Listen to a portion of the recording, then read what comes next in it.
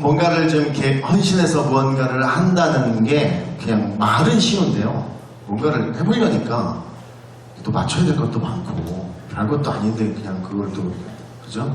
이 사람은 별거 아니라고 생각하는데 이 사람은 중요하다고 생각하고 그러다 보니까 이게 쉽지 않더라고요.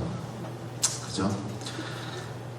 그래서 전사님들 정말 고민해서 선곡하셔가지고 고민해서 찬양을 불렀는데 이렇게 어려운 찬양을 하게 돼가지고 그래도 괜찮지 않나요? 이 정도면? 네, 전공자도 아닌데 네. 지금 이 시간에 아마 우리 담임 목사님도 같이 지금 집회 중이실 겁니다. 거기 분위기가 좀 다르겠죠? 우리랑? 거기 이제 불 끄고 막 이러고 있을 겁니다, 지금.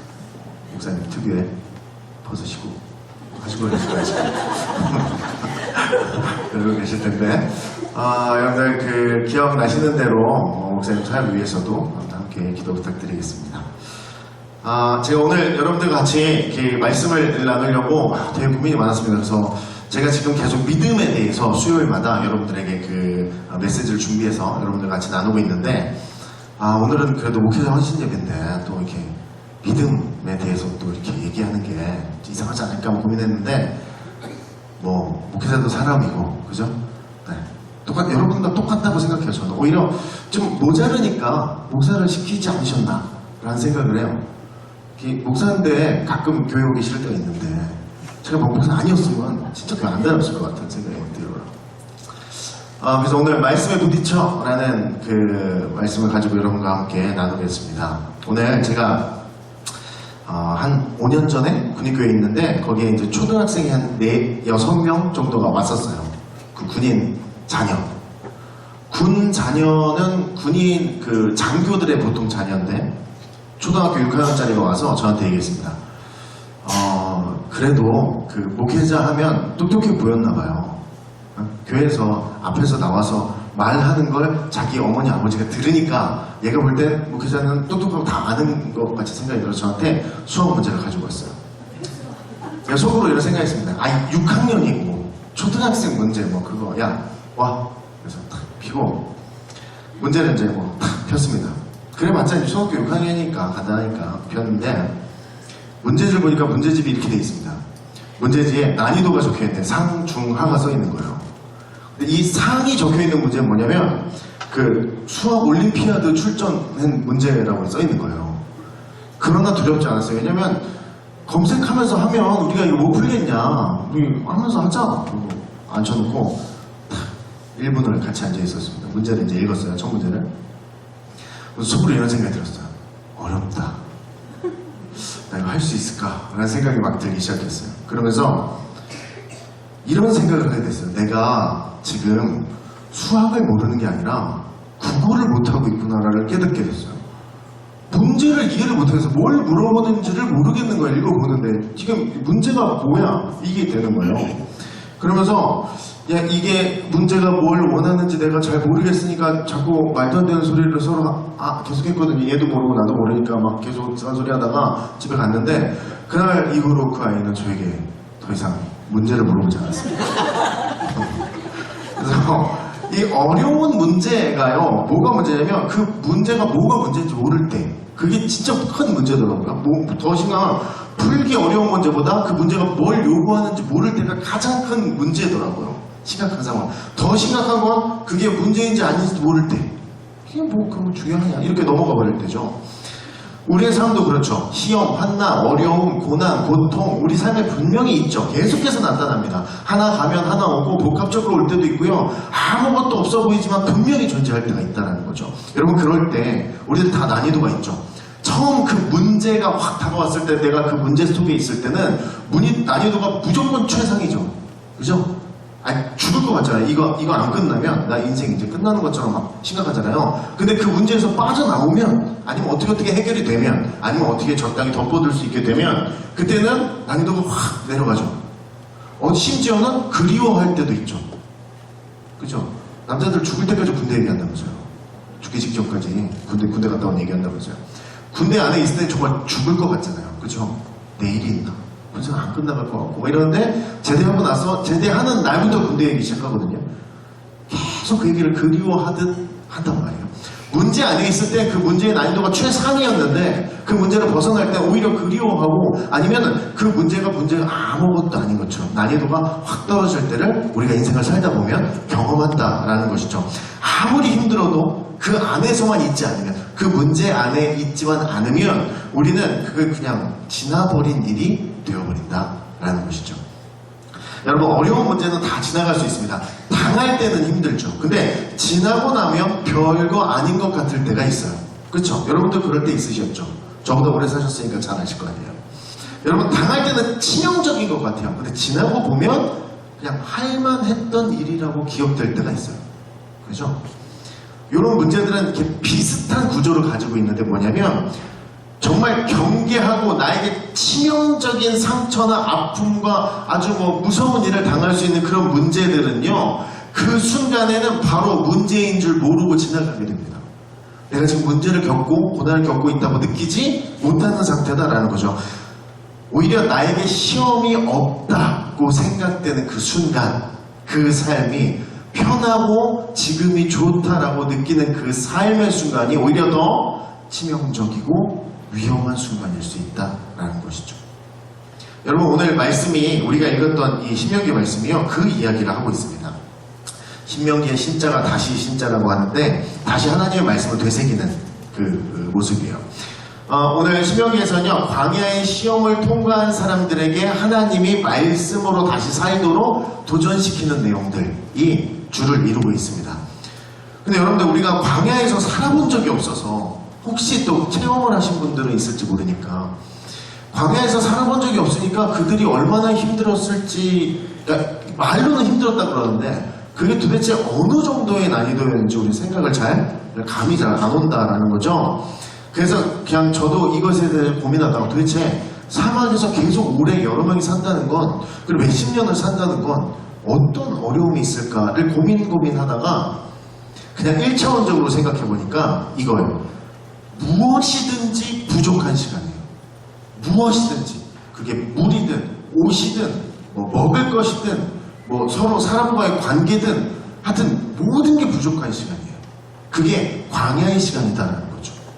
물론 그렇겠죠. 우리들이 지금 어딘가에 한 곳에 이렇게 우리 집이라는 것을 해서 그 안에 사니까 우리가 아무리 힘들어도 집에 가잖아요. 그죠?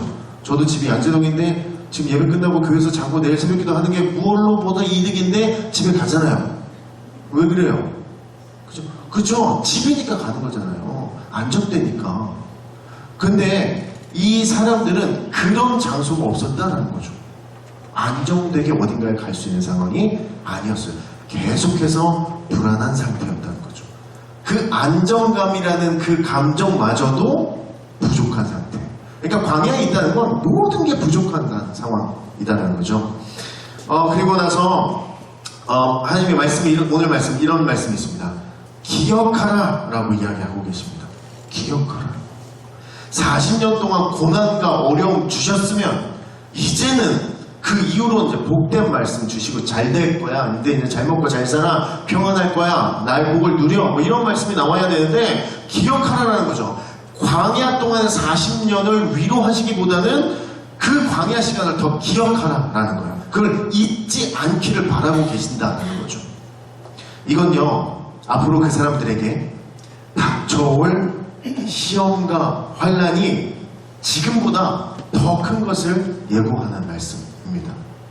광야에서 다 부족했거든요. 다 힘들었고 한 명도 편한 사람이 없던 그 광야였는데 거기를 이제 빠져나왔는데 하나님은 그것보다 더 큰 시련과 더 큰 어려움이 올 것을 예고하고 계신다라는 거죠.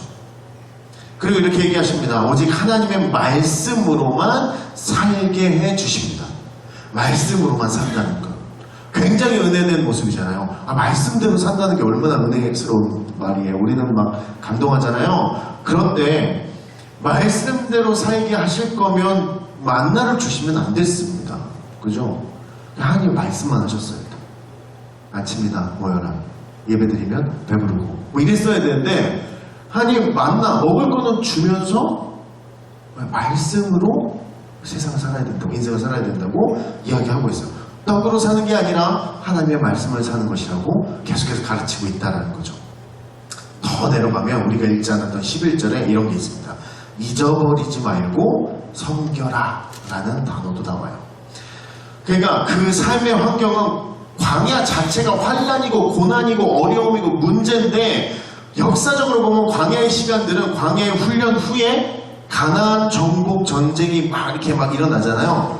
근데 그 전쟁을 겪는 게 차라리 나을 것 같을 만큼 피폐하고 힘들었던 자리였다라는 것이죠. 사사기 이후에 가나안 땅에 가서 그들의 삶이 더 힘들어지고 어려워집니다. 그런데 여러분, 못 먹어서 어려워지지 않아요. 광야에선 다 부족했다고 그랬잖아요. 못 먹고 못 입고 관계 못하고 즐길 거 없고 뭐 이래서 힘들었는데, 이제 가나안 땅에 딱 들어갔는데 땅과 집도 있고 재물도 축적해 나가고 있을 때 그들이 어려워져요. 무엇 때문에? 하나님을 잊고 살기 시작해요. 광야에선 끊임없이 부족했기 때문에 하나님을 찾았는데, 이곳에선 집도 있고 땅도 있고 먹을 것도 있고 재물까지 축적할 수 있었는데 불구하고 하나님을 찾지 못하는 구조가 만들어졌다라는 것이죠. 삶의 문제가 없어지니까 오히려 그들은 더 큰 유혹과 더 큰 시험거리가 되어가고 있음을, 그런 것들이 다가오고 있는 걸 전혀 느끼지 못하고 있습니다. 문제인데 문제라고 여기지 않고 있다는 것이죠. 그들의 삶의 중심은 하나님께서 말씀하셨던 그 떡으로 사는 것이 아닌데 그 떡을 중심으로 살기 시작했다라는 것이죠. 여러분, 다른 사람들이 와서 죽이고 빼앗고 궁핍하게도 만들었습니다. 그것도 맞습니다. 그러면 하나님께 막 부르짖습니다. 그러면 또 하나님이 그것도 받아주십니다. 그래서 평안함을 막 주시면 그 평안함이 유혹이 되어서 내 삶에 어려움이 없는 자리를 더 유지하려고 한다는 거죠. 그럼 또 하나님이 떠나시는 모습을 보여주고 계세요. 이게 구약 전반에 일어나는 일들이에요. 그죠? 여러분들 성경 읽어보셔서 아시잖아요. 계속 그 내용이에요. 결국 하나님께서도 마음에 품고 계시는 시험거리, 핍박하는 그 삶의 자리가 아니고요. 그런 자리는 항상 끝나고 나서 뭔가 하나님이 주신 어려움과 고난을 다 해결하고 이제 끝나고 마음 푹 놓을 때, 뭔가 좀 평안한 것 같고 뭔가 좀 안정된 것 같은 그때 치명적인 유혹을 우리가 맞이하게 된다라는 거죠. 더 무서운 건 그것이 유혹인지 은혜인지 판단해내기 어렵다라는 것이죠. 여러분, 광야에서 하나님은 다 이해하십니다. 다, 정말 다 이해하십니다. 여러분 그 아시죠? 그 출애굽기 읽어보시면 이게 사람의 관점으로 읽지 마시고 하나님의 입장에서 이걸 읽다 보면 이런 생각이 들죠. 굳이 왜 살리시나? 라는 생각이 들어요. 밀고 다시 새거 만들어서 시작하셔도 될 것 같은데 그렇게는 또 안 하세요. 그렇게 해서 광야에서 이끌어 가신다는 거죠.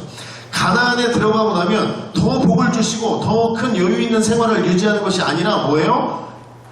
그 학교에서 어떤 사회로 나가는 것처럼 그냥 이렇게 보내진다라는 거죠. 그래서 먹을 게 많이 있었는데, 그리고 즐길 게 많이 있었는데 그게 다가 아니었다라는 거죠.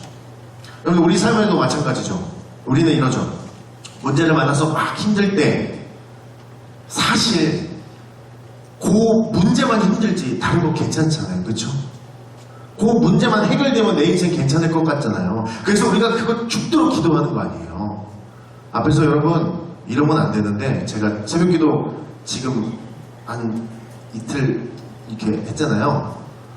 어제 안 보이시던 분이 오늘 보이니까 갑자기 가서 말을 걸어야 될 것 같고, 이분이 지금 무슨 문제가 있으니까 나오신 것 같은 불길한 예감이 자꾸 든단 말이에요.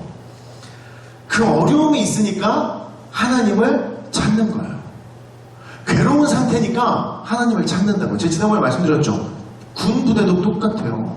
큰 훈련 앞두고 그 전주는 뼈 터져요. 예배실이 부족해. 근데 그 훈련 끝난 그 다음 주잖아요. 아무도 안 와. 평소보다 더 안 와. 그러니까 사람들은 뭔가 눈앞에 고통, 어려움, 문제, 이것을 인식하면 하나님을 찾는다니까요.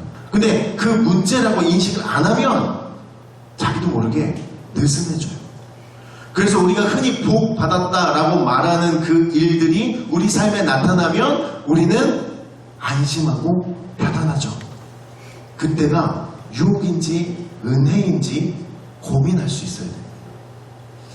여러분, 어떻게 은혜와 유혹을 구분합니까? 구분을 어떻게 합니까?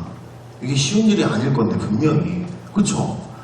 모든 사람이 나한테 복 받았다고 목사님 잘 됐다고 그거 진짜 잘 된 일이라고 다 우리 교회 성도님들 다 그렇게 얘기해 주시면 내가 복 받았다고 생각하지. 그럼 내가 조심해야 돼. 지금 때는 조심해야 될 때 이렇게 생각할 리가 없을 거 아니에요. 이걸 어떻게 구분해내냐라는 거죠. 그래서 다른 성경의 인물들을 보면요, 우리 요나 나오죠. 요나 다 아시죠? 니느웨에 가기 싫어했고 다시스로 가려는 배가 있는 항구로 막 갑니다. 다시스로 가려고. 마침 항구에 다시스로 가는 배가 있는 거예요. 그 요나가 무슨 생각을 했을까요? 그 배를 보면서 하나님이 뜻을 바꾸셨나 보다 생각했을 거 아니에요. 그래서 하나님의 뜻이야 이러면서 그 배를 탔을 거 아니에요. 그죠? 아니, 우리는 이제 요나 이야기의 결과를 아니까 지금 이게 유혹인지 뭐 은혜인지 판단이 쉬운데 그 삶 속에 내가 요나였으면 그 배를 보면서 은혜라고 말하지 유혹이라고 생각하지 않았을 거 아니에요. 자연스럽게 탔을 거 아닙니까? 예전에 또 아합이라는 왕이 있습니다. 하나님 앞에서 못되게 굴었답니다.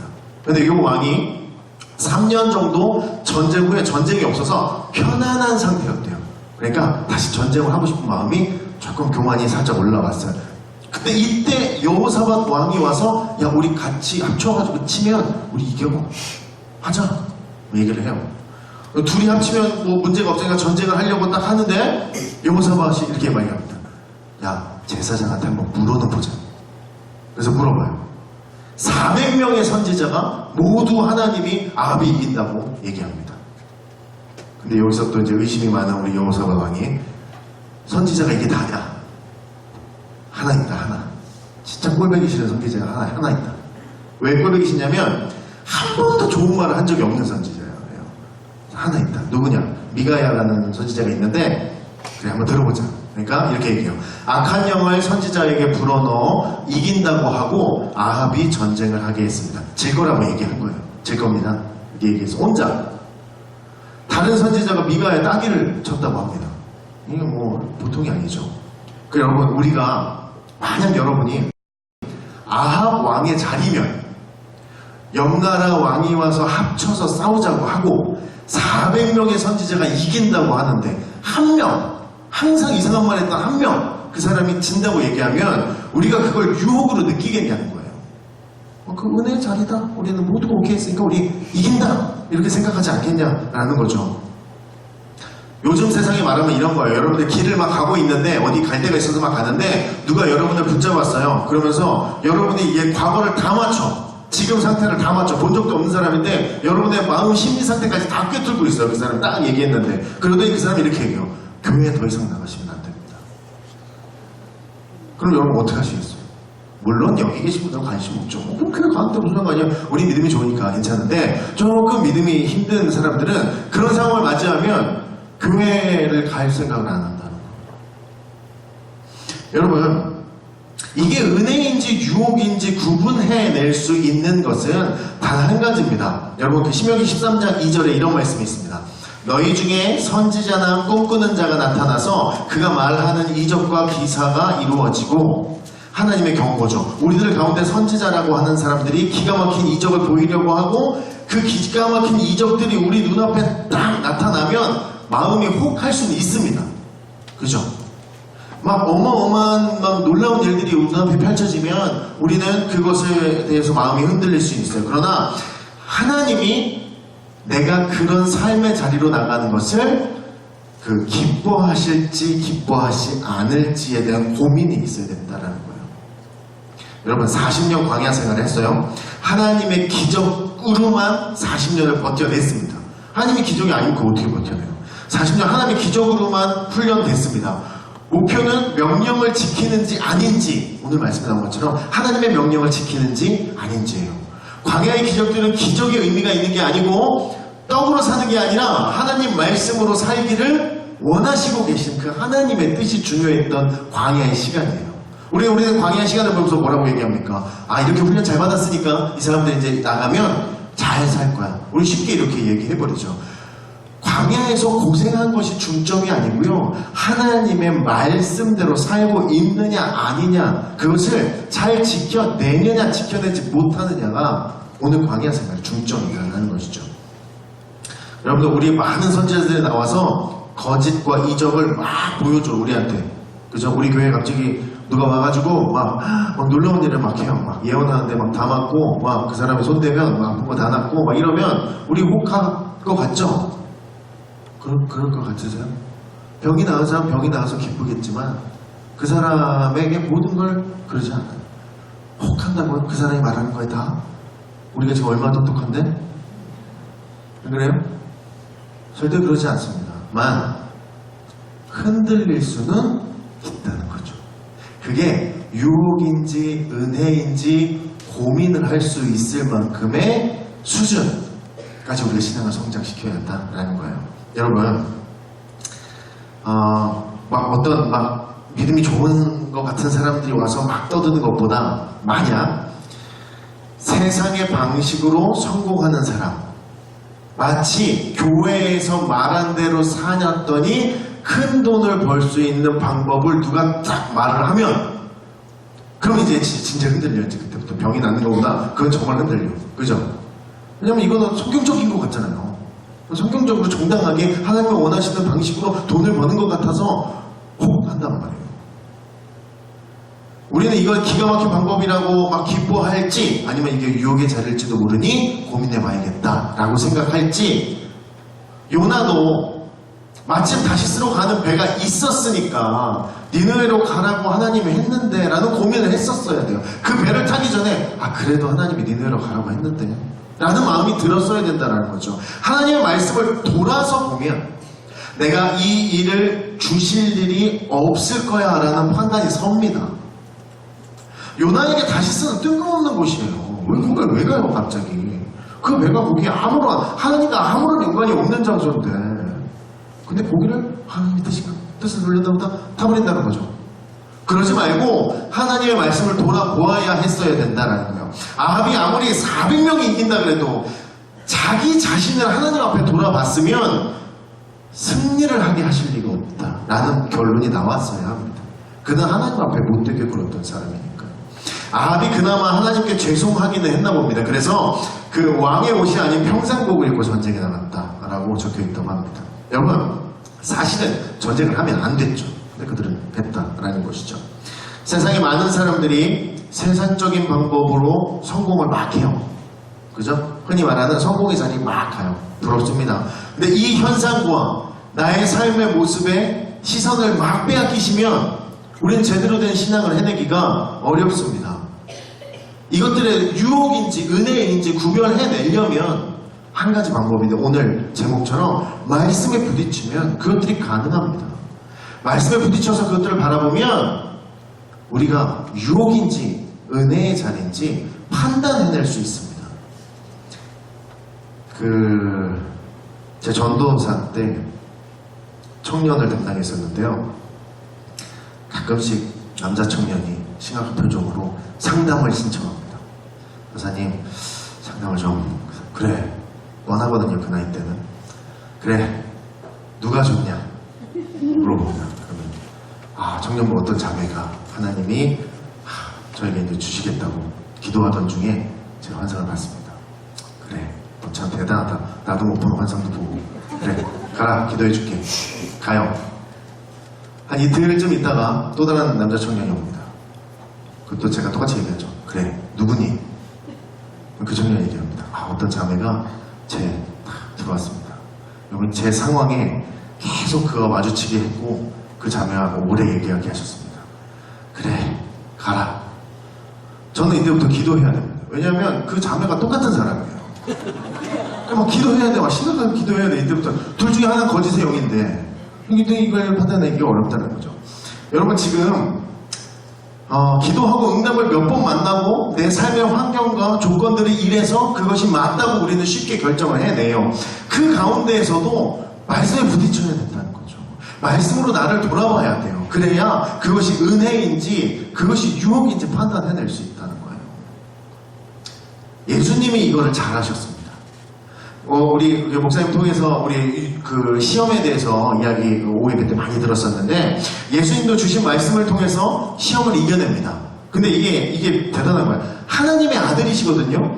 그러니까 얼마나 하나님하고 많은 대화를 했겠어요. 그죠? 완전히 막 서로의 마음을 잘 알 텐데 마귀를 이길 능력이 당연히 있으셨죠. 별것도 아니게 해결할 수 있는 능력이 있으셨는데 돌을 떡으로 만들어 보라고 얘기합니다. 만들어도 됩니다. 그게 뭐 죄가 되는 것도 아니고요. 문제가 되는 것도 아니에요. 근데 예수님은 은혜의 자리인지 유혹의 자리인지 말씀을 가지고 본인을 돌아보셨다라는 거죠. 그래서 그걸 유혹이라고 규정해 내시면서 그것들을 할 수 있음에도 불구하고 하지 않으신다라는 거죠. 그냥 뭐 뛰어내려봐라. 하나님이 받쳐줄 건데 그것도 악한 게 없습니다. 그냥 뛰어내려서 그냥 안 죽으면 되는 거야. 아무 문제 있는 것이 아닌데 말씀에 부딪혀 봤더니 하나님을 시험하지 말라고 한 걸로 봐서 이것은 유혹의 자리니까 나는 안 한다 라고 하신다는 거예요. 뭐 절하라 그러는데 뭐 이거는 뭐 고민하셨겠어요? 당연히 안 했겠지. 그죠? 여러분 특별한 게 아니고 우리에게 주신 말씀으로 그 말씀에 예수님이 부딪히셨을 때 유혹에서 승리하신다는 거예요. 대단한 어떤 예수님만의 어떤 신의 성정으로 이겨내신 것이 아니고요. 우리도 알고 있는 이 말씀을 가지고 그 유혹이라고 규정해낼 수 있었다라는 것이죠. 여러분 성도의 삶이 이런 삶이어야 합니다.